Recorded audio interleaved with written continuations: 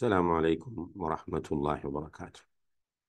الحمد لله رب العالمين والعاقبة للمتقين ولا عدوان إلا على الظالمين والصلاة والسلام على أشرف الأنبياء والمرسلين وعلى آله وأصحابه أجمعين أما بعد. அன்புள்ள சகோதர சகோதரிகளே, இந்த அருமையான காலை வேளையிலே அல்லாஹுடைய கலாமாகிய அல் குர்ஆனை படிப்பதற்காக ஒரு நேரத்தை அல்லாஹு தாலா நமக்கு வழங்கியிருக்கிறான். அல்ஹம்துலில்லாஹ். தொடர்ச்சியாக நாம் இந்த வகுப்பிலே கலந்து கொள்கிற போது அல்லாஹுடைய உதவியை கொண்டு குர்ஆனை கொஞ்சம் கொஞ்சமாக விளங்குவதற்குரிய வாய்ப்பை பெறலாம். அல்லாஹ் அதற்கு நம் எல்லோருக்கும் தௌஃபீக் செய்வானாக. அன்புள்ள சகோதர சகோதரிகளே, இன்றைய வகுப்பிலே சூரத்துல் பக்ராவினுடைய 127வது வசனத்திலிருந்து நாம் பார்க்க இருக்கிறோம். 127வது வசனத்தில் அல்லாஹு தாலா சொல்கிறான், அஊது பில்லாஹி மினஷ் ஷைத்தானிர் ரஜீம், وَإِذْ يَرْفَعُ إِبْرَاهِيمُ الْقَوَاعِدَ مِنَ الْبَيْتِ وَإِسْمَاعِيلُ رَبَّنَا تَقَبَّلْ مِنَّا إِنَّكَ أَنْتَ السَّمِيعُ الْعَلِيمُ. இப்ராஹீமும் இஸ்மாயிலும் இந்த வீட்டின் அடித்தளங்களை உயர்த்திய போது, எங்களுடைய ரப்பே, எங்களிடமிருந்து இப்பணியை ஏற்றுக்கொள்வாயாக. நிச்சயமாக நீயே சமீஆகவும், அதாவது செவியுறுபவனாகவும், அலீம் நன்கறிபவனாகவும் இருக்கிறாய் என்று அவர்கள் பிரார்த்தித்ததை நபியை நீர் நினைவு கூர்வீராக என்று அல்லாஹ் ஆரம்பிக்கிறார். அன்புள்ள சகோதர சகோதரிகளே, இந்த 127வது வசனத்திலும் 128, 129 ஆகிய வசனங்களிலும் அவர்கள் இரண்டு பேரும், இப்ராஹிம் அலைஹிஸ்ஸலாம் அவர்களும் அவர்களுடைய அருமை மகன் இஸ்மாயில் அலைஹிஸ்ஸலாம் அவர்களும் அல்லாஹ்விடத்தில் கேட்ட சில துஆக்களை அல்லாஹு தஆலா பதிவு செய்கிறார். இதற்கு முந்தைய வசனத்திலும் 126வது வசனத்திலும் அவர்களுடைய பிரார்த்தனையும் அதற்கு அல்லாஹ் அளித்த பதிலையும் பதிவு செய்திருந்தார். இப்போ இந்த வசனம் 127வது வசனம், காபத்துல்லாவை கட்டியது இப்ராஹிம் அலைஹிஸ்ஸலாம் அவர்களும் இஸ்மாயில் அலைஹிஸ்ஸலாம் அவர்களும் என்பதை அல்லாஹு தஆலா நமக்கு உறுதிப்படுத்துகிறார்.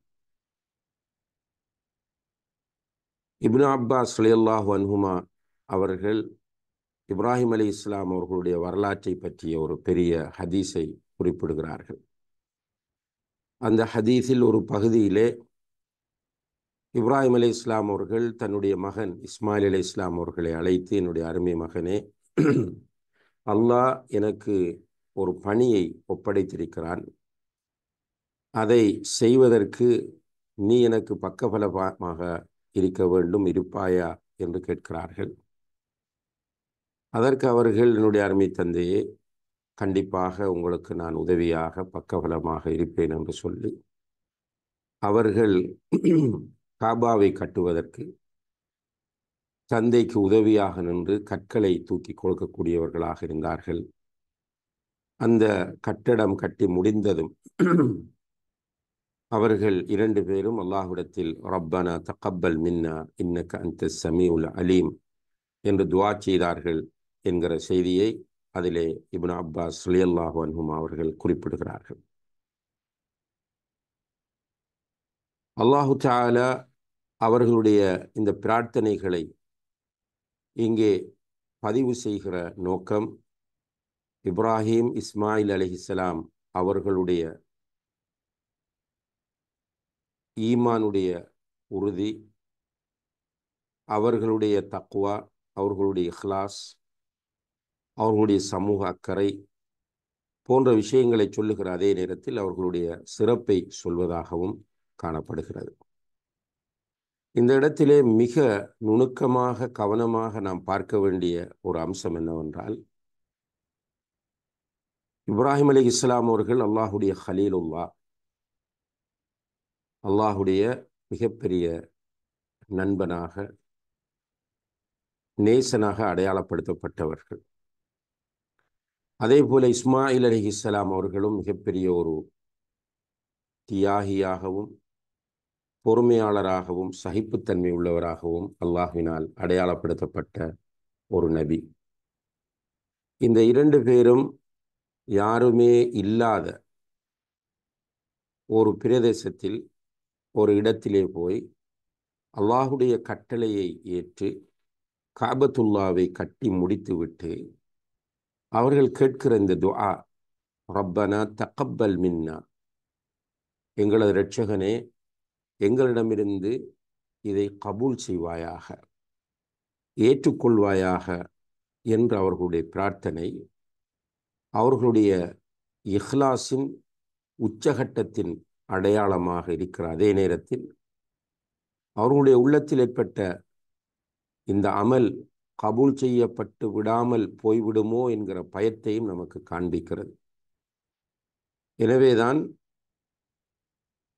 சில அறிஞர்கள் இந்த குர்ஆன் வசனத்தை தொழுகையில் ஓதினாலும் அல்லது வகுப்புகளில் ஓதினாலும் அழக்கூடியவர்களாக இருந்திருக்கிறார்கள். இவ்வளவு பெரிய ஒரு ரசூல், இவ்வளவு பெரிய ஒரு நபி, அவர்களுடைய அமலை அல்லாஹ் கபூல் செய்ய வேண்டும் என்பதில் எவ்வளவு அக்கறை செலுத்தியிருக்கிறார்கள். ஏனென்றால் இந்த உலகத்தில் செய்யப்படக்கூடிய அமல்கள் அல்லாஹ்விடம் ஏற்றுக்கொள்ளப்படாமல் போகிற போது மறுமையிலே அல்லாஹ் அவற்றை கசக்கி சுருட்டி செய்தவர்களுடைய முகங்களிலே திருப்பி எறிந்து விடுவான் என்பதை ஹதீஸ்கள் நமக்கு சொல்லுகின்றன. ஒரு இடத்திலே அல்லாஹு தஆலா சொல்கிறான் குர்ஆனிலே, அல்லதீன யுத்தூன மா ஆதவ் வ குலூபுஹும் வஜிலா, அல்லாஹ் கொடுத்த பொருளாதாரத்திலிருந்து அவர்கள் செலவு செய்வார்கள். ஜக்காத், சதகா போன்ற செலவுகளை அவர்கள் செய்வார்கள். வ குலூபுஹும் வஜிலா, ஆனால் அவர்களுடைய உள்ளங்களில் பயம் இருக்கும் என்று அல்லாஹ் சொல்லுகிறான். இந்த வசனத்தை படித்த அன்னை ஆயிஷா ரலியல்லாஹு அன்ஹா அவர்கள் நபிகள் நாயகம் ஸல்லல்லாஹு அலைஹி வஸல்லம் அவர்களிடம் கேட்கிறார்கள், அல்லாஹுடைய தூதரே, அல்லாஹ் கொடுத்ததிலிருந்து செலவு செய்கிறார்கள், ஓகே, அல்ஹம்துலில்லாஹ், எதற்காக அவர்கள் பயப்பட வேண்டும்? அவர்கள் என்ன திருடக்கூடியவர்களா? விபச்சாரம் செய்யக்கூடியவர்களா? மதுபானம் அருந்தக்கூடியவர்களா என்று கேட்டபோது அல்லாஹுடைய தூதர் ஸல்லல்லாஹு அலைஹி வஸல்லம் அவர்கள் சொன்னார்கள், லா யா இப்னத்த சித்தீக், சித்திக்குடைய மகளே, அப்படி அல்ல.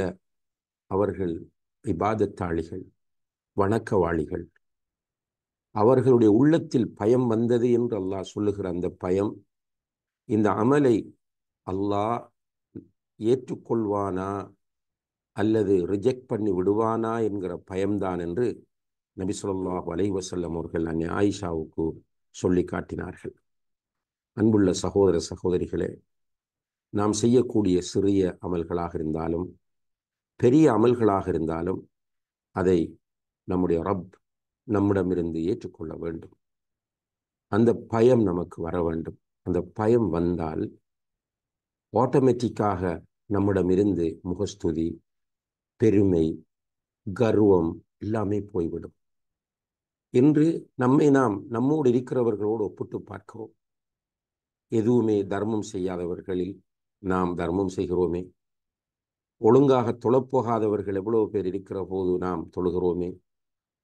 தஅவா செய்யாமல் எவ்வளவு பேர் இருக்கிற போது நாம் தஅவா செய்கிறோமே என்கிற ஒரு மமதையை, ஒரு குரூரை ஷைத்தான் நம்முடைய உள்ளங்களிலே ஏற்படுத்தி விடுகிறான்.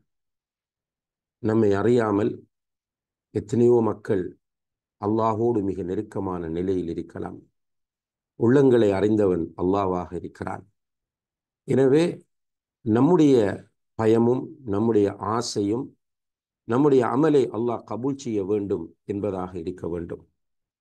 நாம் செய்யக்கூடிய அமல்கள், அன்புள்ளவர்களே, நம்முடைய உள்ளத்தில் மமதையை, கர்வத்தை உண்டு பண்ணி விடவே கூடாது. குறிப்பாக இந்த சமுதாய பணிகளிலே ஈடுபடுகிற, அது மௌலவிகளாக இருக்கலாம் அல்லது பயான் பண்ணுகிற தாயிகளாக இருக்கலாம், மதரசாக்கள் நடத்துகிறவர்களாக இருக்கலாம், ஓதி கொடுக்கிறவர்களாக இருக்கலாம், படித்து கொடுக்கிறவர்களாக இருக்கலாம், அல்லது சில சமூக பணிகளிலே சதக்காக்களை சேர்த்து கொடுப்பது, உதவி செய்வது போன்ற பணிகளில் ஈடுபடுகிறவர்களாக இருக்கலாம். இவர்களிடத்திலே பொதுவாக ஷைத்தான் மிக கடுமையாக முயற்சி செய்வார். இவர்களுடைய எண்ணங்களை குழப்பி இவர்களிடத்திலே குரூர் என்கிற நோயை போட்டு விடுவான். அவர்கள் இதை அறியாமல் அதிலே அகப்பட்டு தங்களுடைய இம்மையையும் மறுமையையும் நாசமாக்கிக் கொள்வார்கள். அல்லாஹ் அந்த நிலையிலிருந்து என்னையும் உங்களையும் பாதுகாக்க வேண்டும். நபி ஸல்லல்லாஹு அலைஹி வஸல்லம் அவர்கள் 3 நபர்களை பற்றி சொல்லுகிறார்கள். நாளை மறுமையிலே அல்லாஹுடைய நீதிமன்றத்தில் நடக்கக்கூடிய ஒரு உரையாடல், விசாரணை. அந்த விசாரணையில் இந்த 3 மனிதர்கள் முக்கியத்துவம் பெறுகிறார்கள். ஒருவர் ஜிஹாதில் கலந்து கொண்டு அதிலே உயிர் துறந்தவர். அடுத்தவர் நிறைய பொருளாதாரம் கொடுக்கப்பட்டு அதை நல்ல பணிகளில் நிறைய செலவு செய்தவர். 3வது மனிதர் குர்ஆனை கற்று மற்றவர்களுக்கு கற்றுக் கொடுத்தவர். இந்த 3 பேரையும் எழுப்பி அல்லாஹ் அவர்களுக்கு கொடுத்த நிஅமத்துகளை எல்லாம் சொல்லி காட்டிவிட்டு என்ன செய்தீர்கள் என்று கேட்பான். ஜிஹாதில் கலந்து கொண்டு கொல்லப்பட்டவர், நான் ஜிஹாதில் கலந்து கொண்டேன், கொலை செய்யப்பட்டேன் என்று சொல்லுவார். அல்லாஹ் சொல்லுவான், நீ கலந்து கொண்டது உண்மை, கொலை செய்யப்பட்டதும் உண்மை. ஆனால் உன்னுடைய உள்ளத்தில் என்னை திருப்திப்படுத்த வேண்டும், என்னுடைய ரிதாவை நீ பெற்றுக்கொள்ள வேண்டும் என்று இருக்கவில்லை. மாறாக உலகத்தில் பாராட்டப்பட வேண்டும் என்கிற சிந்தனை தான் உன்னிடத்தில் மிகைத்திருந்தது. உன்னை ஒரு ஷஹீத், ஒரு தியாகி, ஒரு வீர மரணம் அடைந்தவர் என்று மக்கள் பாராட்ட வேண்டும் என்று அந்த எண்ணத்துடன் நீ போராடினாய். நீ எதிர்பார்த்தது உலகத்தில் உனக்கு கிடைத்து விட்டது. நீ நரகத்திற்கு போ என்று ஜிஹாதில் கலந்து கொண்டு மரணித்த அந்த மனிதனை நரகத்தில் தூக்கி போடுவார். அடுத்தவரை அழைத்து, உனக்கு நிறைய பொருளாதாரத்தை கொடுத்திருந்தேன், என்ன செய்தாய் என்று கேட்கிற போது, நான் நிறைய நற்பணிகளுக்காக செலவு செய்தேன் என்று சொல்லுவார். நீ செலவு செய்த வழிகள் நல்ல வழிகள், நல்ல பணிகள். ஆனால் உன்னுடைய எண்ணமோ மற்றவர்கள் உன்னை பாராட்ட வேண்டும், புகழ வேண்டும் என்பதாக இருந்தது. நீ எனக்காக செலவு செய்யவில்லை, என்னுடைய திருப்தியை பெறுவதற்காக நீ செலவு செய்யவில்லை. எனவே நீயும் நரகத்திற்கு போ என்று அவனையும் நரகத்தில் தூக்கி போடுவான். 3வது மனிதன் குர்ஆனை கற்று மற்றவர்களுக்கு கற்றுக் கொடுத்தவன். அவனை அழைத்து அல்லாஹு தஆலா, நீ என்ன செய்தாய் என்று கேட்கிற போது, யா அல்லாஹ், நான் உன்னுடைய குர்ஆனை கற்றேன், கற்றுக் கொடுத்தேன் என்று சொல்லும்போது அல்லாஹ் சொல்லுவான், நீ என்னுடைய குர்ஆனைத்தான் கற்றாய், அந்த குர்ஆனைத்தான் கற்றுக் கொடுத்தாய். ஆனால் கற்றுக் கொடுக்கிற போது உன்னுடைய உள்ளத்தில் என்னை திருப்திப்படுத்த வேண்டும் என்கிற எண்ணம் இருக்கவில்லை. நீ உலகத்தில் உன்னை ஒரு நல்ல பேச்சாளன், அழகாக ஓதக்கூடிய ஒரு காரி என்று மக்கள் பாராட்ட வேண்டும் என்கிற எண்ணம்தான் உனக்கு இருந்தது என்று சொல்லி அவனையும் நரகத்தில் தூக்கி போடுவான் என்று நபி ஸல்லல்லாஹு அலைஹி வஸல்லம் அவர்கள் சொன்னார்கள். இந்த ஹதீத் சஹீஹ் முஸ்லிமிலே பதிவு செய்யப்பட்டிருக்கிறது. சுனன் திர்மிதியிலே பதிவு செய்யப்பட்டிருக்கக்கூடிய ஒரு ரிவாயத்திலே, நாளை மறுமையிலே நரகத்தை மூட்டும் போது இந்த 3 பேரை கொண்டுதான் அல்லாஹ் மூட்டுவான் என்று நபி ஸல்லல்லாஹு அலைஹி வஸல்லம் அவர்கள் சொல்கிறார்கள். அல்லாஹ் என்னையும் உங்களையும் அந்த கேவலமான இழிவான நிலையிலிருந்து பாதுகாத்து நம்ம செய்யக்கூடிய அமல்களை அல்லாஹுக்காக செய்யக்கூடியவர்களாக ஆக்க வேண்டும். நம்முடைய அமல்களை அல்லாஹ் அங்கீகரித்து அருள் புரிய வேண்டும். அன்புள்ள சகோதர சகோதரிகளே, இஹ்லாஸ் நம்முடைய அமல்களிலே மிக முக்கியமானதாகும். சில அமல்களை நாம் செய்கிற போது இஹ்லாஸுடைய உச்சகட்டத்தில் இருப்போம். ஆனால் பொது வெளியில் வருகிற போது ஷைத்தான் குழப்பிக்கொண்டே இருப்பான். அதனால்தான் திரும்ப திரும்ப சொல்கிறோம், இந்த பொது பணிகளில் ஈடுபடுகிறவர்கள், மௌலவிகள், தாயிகள், ஆசிரியர்களாக கடமையாற்றக்கூடியவர்கள், பள்ளிவாசல் மர்கஸ் நிர்வாகிகளாக, மதரசா நிர்வாகிகளாக இருப்பவர்கள், தஅவா நிகழ்ச்சிகளை ஏற்பாடு செய்கிறவர்கள் மிக கவனமாகவும் மிக எச்சரிக்கையோடும் இருக்க வேண்டிய ஒரு விஷயம்தான் இஹ்லாஸ் என்பதாகும். இப்ராஹிம், இஸ்மாயில் அலைஹிமுஸ்ஸலாம் 2 நபிகளாக இருந்து, அல்லாஹுக்கு மிக விருப்பமானவர்களாக இருந்து, மக்களே இல்லாத ஒரு இடத்தில் அல்லாஹுடைய உத்தரவின் பேரில் காபத்துல்லாவை கட்டிவிட்டு, ரப்பனா தகப்பல் மின்னா, எங்களுடைய இரட்சகனே எங்களிடமிருந்து ஏற்றுக்கொள்வாயாக என்று துஆ செய்தார்களாக இருந்தால், நம்மை போன்றவர்களுடைய நிலை என்ன என்பதை நாம் ஒவ்வொருவரும் இந்த வசனங்களை படிக்கிற போது சிந்திக்க கடமைப்பட்டிருக்கிறோம். தொடர்ச்சியாக அவர்கள் சொல்லுகிறார்கள், இன்னக அன்த ஸமீஉல் அலீம், ரப்பனா தகப்பல் மின்னா இன்னக அன்த ஸமீஉல் அலீம். இது ஒரு கெஞ்சுகிற நிலையாகும், மன்றாடுகிற ஒரு நிலையாகும். எங்களிடமிருந்து ஏற்றுக்கொள்வாயாக என்று மட்டும் சொல்லாமல், நிச்சயமாக நீதான் சமீஆக, அலீமாக இருக்கிறாய். பிரார்த்தனைகளை செவிமடுப்பவனாகவும் மக்களுடைய உரையாடல்களை கேட்பவனாகவும் எல்லா சத்தங்களையும் செவி படுக்கக்கூடியவனாகவும் நீதான் இருக்கிறாய். அல்ல அலீம், நீதான் எல்லாவற்றையும் அறிந்தவனாகவும் இருக்கிறாய். எங்களுடைய உள்ளங்களில் உள்ளவற்றையும் நீயே அறிந்தவனாக இருக்கிறாய்.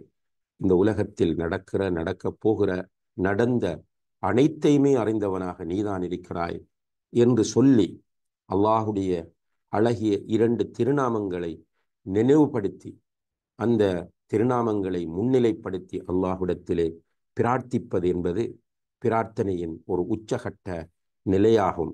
அதை இங்கே 2 பேரும் பயன்படுத்தி இருக்கிறார்கள் என்பதை நாம் பார்க்கிறோம். அன்புள்ள சகோதர சகோதரிகளே, அஸ்ஸமீ, அல் அலீம் என்கிற 2 பெயர்களும் அல்லாஹுடைய முக்கியமான 2 திருநாமங்களாகும். அஸ்ஸமீ என்கிற பெயரை அல்லாஹ் குர்ஆனில் சுமார் 50 இடங்களிலே பயன்படுத்தி இருக்கிறார். அஸ்ஸமீ என்கிற பெயர் அல்லாஹ் கேட்பவன், செவியேற்பவன், எல்லாவற்றையும் செவிமடுப்பான். நம்முடைய துஆக்களை செவிமடுப்பான். நாம் பேசுகிற ஒவ்வொரு பேச்சையும் அவன் செவிமடுப்பான். உலகத்தில் இடம்பெறக்கூடிய ஒவ்வொரு சத்தத்தையும், உலகத்தில் வெளிப்படக்கூடிய ஒவ்வொரு சத்தத்தையும் அவன் செவிமடுப்பான். அவன் சமீ. 50க்கு மேற்பட்ட இடங்களில் இதை அல்லாஹ் சொல்லுகிறான் என்றால், மனிதர்களுடைய உள்ளத்தில் இந்த இஸ்ம் ஒரு பெரிய தாக்கத்தை ஏற்படுத்தி பேசுவதை கவனமாக பேச வேண்டும் என்பதை அல்லாஹ் நமக்கு சொல்லித் தருகிறார். அதே போல அல் அலீம் என்கிற பெயரை நீங்கள் எடுத்து பார்த்தால், குர்ஆனில் 157 இடங்களில், சுமார் 157 இடங்களிலே இந்த அல் அலீம் என்கிற பெயர் இடம்பெற்றிருக்கிறது. மிகவும் அறிந்தவன் என்பது இதனுடைய அர்த்தமாகும். எல்லாவற்றையும் நாம் கண்களால் சாடை செய்தாலும் அறிவான், நாவினால் பேசினாலும் அறிவான், உள்ளத்தில் மறைத்து வைத்திருந்தாலும் அறிவான், பகிரங்கமாக செய்தாலும் அறிவான், இரகசியமாக செய்தாலும் அறிவான், வெளிச்சத்தில் செய்தாலும் அறிவான், இருட்டில் செய்தாலும் அறிவான். எந்த ஒரு விஷயமும் அவனுடைய அறிவை விட்டு நீங்கி செல்லாது என்பதை உணர்த்துவதுதான் இந்த அலீம் என்கிற பெயரினுடைய அர்த்தமாகும். இப்ராஹிம், இஸ்மாயில் அலைஹிமுஸ்ஸலாம் 2 பேரும் இந்த 2 பெயர்களையும் முன்னிலைப்படுத்தி அல்லாஹ்விடத்தில் துஆ செய்திருப்பது துஆவினுடைய ஒரு ஒழுங்கையும் நமக்கு கற்றுத்தருகிறது. அவர்கள் எவ்வளவு மன்றாடினார்கள் என்பதையும் நமக்கு சொல்லித் தருகிறது. தொடர்ந்து அவர்கள் கேட்கிறார்கள் 128வது வசனத்திலே, ரப்பனா வஜஅல்னா முஸ்லிமைனி லக வமின் துர்ரியத்தினா உம்மத்தன் முஸ்லிமத்தன் லக வஅரினா மனாசிகனா வதுப அலைனா இன்னக அன்தத் தவ்வாபுர் ரஹீம். எங்களுடைய இரட்சகனே, எங்கள் இருவரையும் உனக்கு கட்டுப்பட்டவர்களாக ஆக்கி, எங்கள் 2 பேரையும் முஸ்லிம்களாக உனக்கு கட்டுப்பட்டவர்களாக ஆக்கி, எங்களது சந்ததியிலிருந்து உனக்கு கட்டுப்பட்டு நடக்கக்கூடிய ஒரு உம்மத்தையும் நீ ஆக்கி தருவாயாக. மேலும் எங்களுக்குரிய வணக்கத்தின் முறைகளையும் இடங்களையும், மனாசிக் என்று சொன்னால் பொதுவாக வணக்கம் என்று அதற்குரிய அர்த்தம் இருந்தாலும், ஹஜ்ஜை அது குறிக்கும் என்பதை தப்சீர் ஆசிரியர்கள் குறிப்பிடுகிறார்கள். இப்போ ஹஜ்ஜுக்குரிய முறை, ஹஜ்ஜுக்குரிய இடங்களையும் எங்களுக்கு கற்றுத்தருவாயா, காட்டித் தருவாயாக. வதுப அலைனா, எங்களை மன்னிப்பாயாக. இன்னக அந்த தவ்வாபுர் ரஹீம், நிச்சயமாக நீயே தவ்வாபாகவும் ரஹீமாகவும் இருக்கிறாய் என்று இரண்டு பேரும் தொடர்ந்து துவா செய்தார்கள். ரப்பனா ரப்பனா என்று துவா செய்வது, அன்புள்ள சகோதர சகோதரிகளே, உலமாக்கள் குறிப்பிடுகிறார்கள், துவா கேட்கும் போது யா ரப் என்று கேட்பதை விட ரப்பனா ரப்பி என்று கேட்பது மிக உயர்ந்தது என்று சொல்கிறார்கள். யா ரப் என்று துவா செய்வதை விட ரப்பி ரப்பனா என்று துவா செய்வது, யா ரப் என்று சொல்லும் போது தூரத்தில் இருக்கிறவனை அழைப்பதாக அது அமையும். யா என்பது தூரத்தில் இருக்கிற ஒருவரை கூப்பிடுவதற்காக, அழைப்பதற்காக பயன்படுத்துவது. இங்கே ரப் என்று வருகிற இடங்களில் எல்லாம் பெரும்பாலும் குர்ஆனை நீங்கள் பார்த்தால் ரப்பி ரப்பனா என்றுதான் வரும். யா என்பது சேர்ந்து வராது. ஏனென்றால் அல்லாஹ் நமக்கு மிக நெருக்கமானவன். அல்லாஹ் நமக்கு மிக நெருக்கமானவன். எனவே ரப் என்று கேட்பது, இங்கே ரப்பி என்று 126வது வசனத்திலும், ரப்பனா தகப்பல் மின்னா என்று 127வது வசனத்திலும், இங்கும் 128வது வசனத்திலும் ரப்பனா என்றும் அவர்கள் துஆ செய்திருப்பதை பார்க்கிறோம். இரண்டு பேரும் அங்கே எங்களுடைய அமல்களை ஏற்றுக்கொள்வாயாக என்று துஆ செய்து, இங்கே எங்கள் இரண்டு பேரையும் முஸ்லிம்களாக ஆக்குவாயாக, உனக்கு கட்டுப்பட்டு நடக்கிறவர்களாக ஆக்குவாயாக. இப்போ முஸ்லிம் என்று சொன்னால் அல்லாஹுக்கு கட்டுப்பட்டு நடக்கிறவன் என்பது அர்த்தமாகும். அதனால்தான் அல்லாஹ் சொல்லுகிறான், இப்ராஹிம் அலைஹிஸ்ஸலாம் அவர்கள் ஒரு யூதராகவோ யஹூதியாகவோ நஸ்ரானியாகவோ இருக்கவில்லை. வலாக்கின் கான ஹனீஃபன் முஸ்லிமன், அவர் ஒரு ஹனீஃபாகவும் முஸ்லிமாகவும் இருந்தார் என்று அல்லாஹ் சொல்லி காட்டுகிறார். நமக்கு சொல்லுகிறான், யா அய்யுஹல்லதீன ஆமனு தக்குல்லாஹ ஹக்க துகாத்திஹ் வலா தமூதுன்ன இல்லா வ அன்தும் முஸ்லிமூன். ஈமான் கொண்டவர்களை அல்லாஹ்வை தக்வா செய்ய வேண்டிய சரியான முறையில் தக்வா செய்யுங்கள், அதே நேரத்தில் நீங்கள் முஸ்லிம்களாகவே அன்றி மரணிக்க வேண்டாம் என்கிறார். எனவே இந்த உலகத்தில் வாழுகிற ஒவ்வொருவரும் முஸ்லிமாக வாழ்ந்து மரணித்தால்தான் அவருக்கு வெற்றி இருக்கிறது என்பதை நாம் புரியலாம். எனவேதான் இப்ராஹிம் அலைஹிஸ்ஸலாம் அவர்களும் இஸ்மாயில் அலைஹிஸ்ஸலாம் அவர்களும் எங்களை உனக்கு கட்டுப்பட்டு நடக்கக்கூடிய முஸ்லிம்களாக ஆக்கு, அதே போல வமின் துர்ரியத்தினா உம்மத்தன் முஸ்லிமத்தன் லக், எங்களுடைய சந்ததியிலிருந்தும் உனக்கு கட்டுப்பட்டு நடக்கக்கூடிய ஒரு முஸ்லிம் உம்மத்தை ஆக்கித்தா என்று கேட்டார்கள். அதே போல அவர்கள் காபத்துல்லாவை அமைத்துவிட்டு ஹஜ்ஜுக்குரிய வழிகாட்டல்களையும் காட்டித் தருமாறு, ஹஜ்ஜுக்குரிய இடங்கள், ஹஜ்ஜுக்குரிய இடங்களாக காபா, மினா, அரஃபா, முஸ்தலிஃபா போன்ற இடங்கள் இருக்கின்றன. இவற்றை அல்லாஹு தஆலா இப்ராஹிம் அலைஹிஸ்ஸலாம் அவர்களுக்கு காட்டி கொடுத்தான். அந்த இடங்களை காட்டித் தருவாயாக என்று அவர்கள் பிரார்த்தனை செய்து, வத்துப அலைனா, திரும்பவும் அவர்கள் அல்லாஹ்விடத்திலே, நாங்கள் ஏதாவது இந்த காபாவை கட்டுகிற விஷயத்தில் அல்லது ஏனைய விஷயங்களில் தவறுகள் பாவங்கள் செய்திருந்தால் அவற்றை எங்களுக்கு மன்னிப்பாயாக. இன்னக அந்த தவ்வாபுர் ரஹீம், நிச்சயமாக நீ தவ்வாப், நீ ரஹீம். அத்தவ்வாப் என்பது அல்லாஹுடைய திருநாமங்களில் ஒன்றாகும். அர் ரஹீம் என்பதும் அல்லாஹுடைய திருநாமங்களில் ஒன்றாகும். அன்புள்ள சகோதர சகோதரிகளே, இந்த அத்தவ்வாப் என்கிற பெயரை அல்லாஹு தஆலா குர்ஆனில் 11 தடவைகள் பிரயோகித்திருக்கிறார். அதே போல ரஹீம் என்கிற பெயர் ஏற்கனவே சொல்லியிருக்கிறோம், 114 இடங்களிலே அல்லாஹு தஆலா சொல்லியிருக்கிறார். தவ்வாப் என்றால் மிகவும் மன்னிப்பவன் என்பது அர்த்தமாகும். அதிகம் மன்னிக்கக்கூடியவன். அல்லாஹ் ஒரு அடியான் தௌபா செய்வதை விரும்புகிறான். எந்த அளவுக்கு என்றால் மிக உச்சகட்ட மகிழ்ச்சி அடைகிறார். ஒரு அடியான் தௌபா செய்யும் போது ஒரு மனிதன் தன்னிலை மறக்கக்கூடிய அளவுக்கு சில நேரம் மகிழ்ச்சி அடைவான். அதைவிட கடுமையாகவும் அல்லாஹ் ஒரு அடியான் தௌபா செய்யும் போது மகிழ்ச்சி அடைகிறான் என்று நபிகள் நாயகம் ஸல்லல்லாஹு அலைஹி வஸல்லம் அவர்கள் சொன்னார்கள். எனவேதான் நபி ஸல்லல்லாஹு அலைஹி வஸல்லம் அவர்கள், யா அய்யுஹன் நாஸ் தூபு இலல்லாஹி வஸ்தக்ஃபிரு ஃபஇன்னி அத்தூபு இலல்லாஹி ஃபில் யௌமி மிஅத மர்ரா. என்னுடைய மனிதர்களே, ரசூலுல்லாஹி அலைஹி வஸல்லம் அவர்கள் சொல்கிறார்கள், மனிதர்களே நீங்கள் அல்லாஹ்விடத்தில் தௌபா செய்யுங்கள், இஸ்திக்ஃபார் செய்யுங்கள். நான் ஒரு நாளைக்கு 100 தடவைகள் அல்லாஹ்விடம் தௌபா செய்கிறேன் என்று சொன்னார்கள். தௌபாவை நாம் ஒரு இபாதாவாக, அது ஒரு தனி இபாதத்தாக தௌபா செய்யலாம். அதே போல நாம் தவறுகள் பாவங்கள் செய்தால் தௌபா செய்வது நம் மீது உள்ள கட்டாய கடமையாகும். தௌபா செய்யும் போது அல்லாஹ் மகிழ்ச்சி அடைகிறான். தௌபாவை அல்லாஹ் ஏற்றுக்கொள்கிறான். நம்முடைய உயிர் நம்முடைய தொண்டைக்குழியை அடையும் வரைக்கும் நம்முடைய தௌபாவை அல்லாஹ் ஏற்றுக்கொள்வான். கிழக்கில் உதிக்கிற சூரியன் மேற்கில் உதிக்கும் வரைக்கும் அல்லாஹ் தௌபாவை ஏற்றுக்கொள்வான்.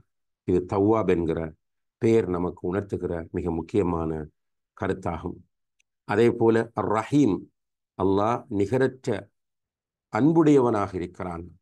அல்லாஹ்விடத்தில் இருக்கிற ரஹ்மான் என்கிற பெயர் சுமார் 57 இடங்களிலே வந்திருக்கிறது. ரஹீம் என்கிற பெயர் 114 இடங்களிலே வந்திருக்கிறது.